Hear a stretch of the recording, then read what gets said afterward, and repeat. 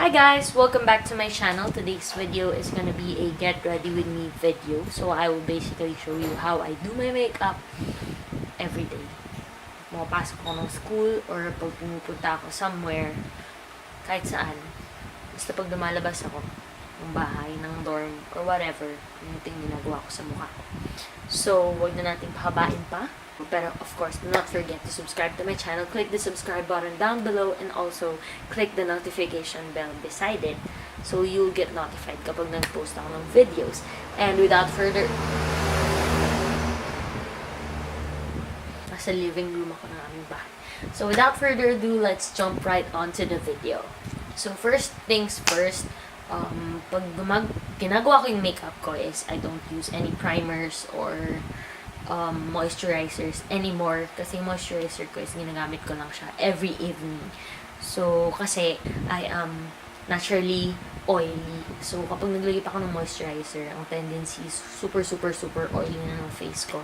So, ang pangit. So, mag-dive agad tayo into the foundation. And for the foundation, I am using my Maybelline Matte and Poreless Fit Me Foundation. This is for normal to oily skin types, and yeah, it is in the shade 230 Natural Buff. And hindi ako araw-araw nagfa-foundation. May mga times na diretso agad ako sa concealer, but for this video, I'm gonna be using my foundation, and also I'm gonna be using this sponge. This is a Real Technique sponge from Divisoria lang to, so bale fake talaga siya, but kung aking tatanungin, quality-wise and also blending-wise, maganda naman siya. So, first, I'm just gonna put a little bit of the foundation at the back of my hand. So, medyo naparami siya. Wait lang.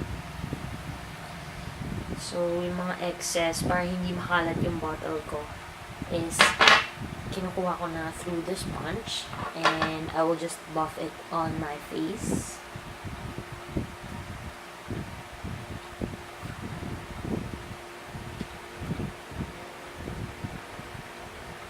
And I will start blending it.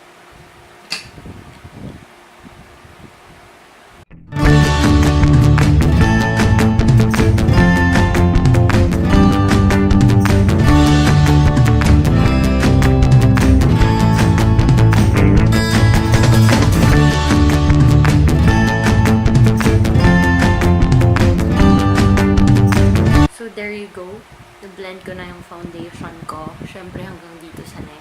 Blend ko siya. And now we're moving on to the concealer. And the concealer that I'm using is also from Maybelline. The Maybelline Fit Me Concealer in the shade 25 Medium. And ilalagay ko lang siya sa ilalim ng mata ko to cover the darkness. Laging po yan. Sa chin. Sa nose.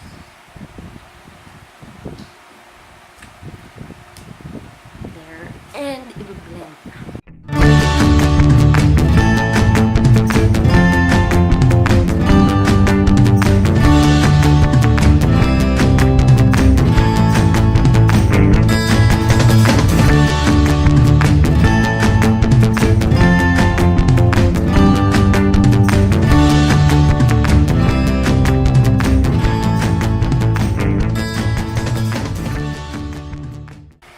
And there you go.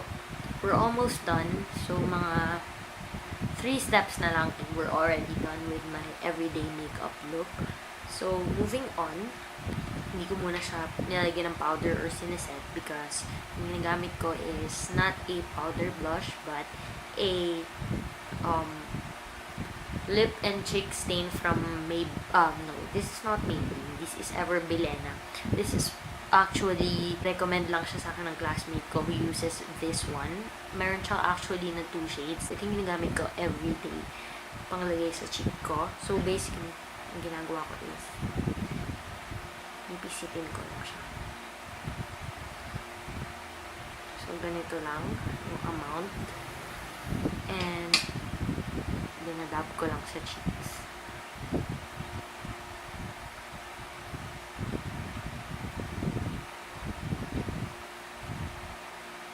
And hindi naman ako nag-worry if too much yung product na nilalagay ko.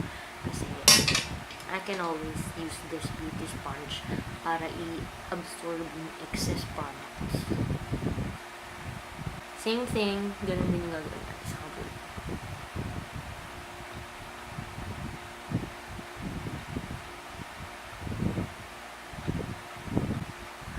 And hindi ba dyan nagtatapos ang ating blush? So, ginagawa ko is, lalagay pa akong konting amount, then, blend ko lang ulit siya. Gaya ng ginagawa ko kanina. And, dito na usually yung sumusobra yung product na nakukuha ko. So, this time, I'm gonna be using this sponge to absorb the excess product. So, for the powder, I'm using this Maybelline Clear Smooth All-in-One Two-Way Cake, which has SPF 32 in it, and it is in the shade O2 Nude Beige. So, as you can see, sobrang nagamit ko na siya. Pero meron pa yan, and sinisimot ko pa siya bago ko bumili ng bago. So, kuha lang tayo ng product. And, of course, dinadab ko lang siya.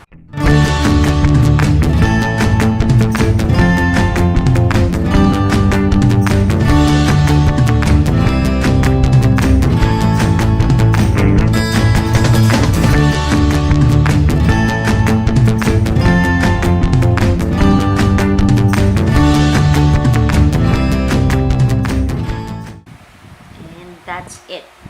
So, kung napapansin nyo, hindi ako gumagamit ng pangkilay. It's because, hindi ko alam, but hindi talaga ako mahilig magkilay. And I think, okay naman ako sa kilay ko. I don't have much problem with my eyebrows. So, I'm fine with it, and hindi na ako gumagamit ng brow products. So, moving on to the last step is, of course, hindi ako gumagamit ng lipstick. I only use lip tint, and this lip tint is from the Face Shop. So, this is their watery tint in the shade Red Up, 04 Red Up. Actually, regalo lang to sa akin. So, and ilalagay ko lang siya on the inner part of my lips. Like so. And, pagdidikitin ko lang yung lips ko.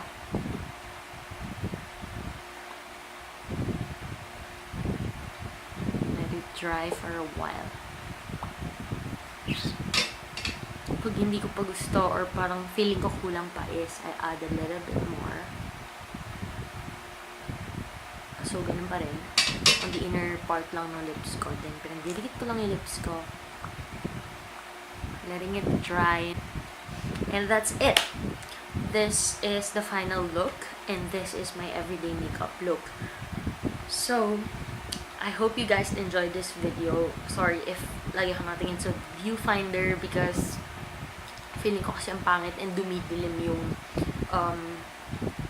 actually madilim talaga siya, so lagi akong nakatingin sa viewfinder, so I apologize for that. And thank you guys for watching this video, and I hope you guys liked it. And please give this video a thumbs up if you do. And do not forget to comment down below kung ano pa mga videos ang gusto nyo makita, ang gusto nyo gawin ko.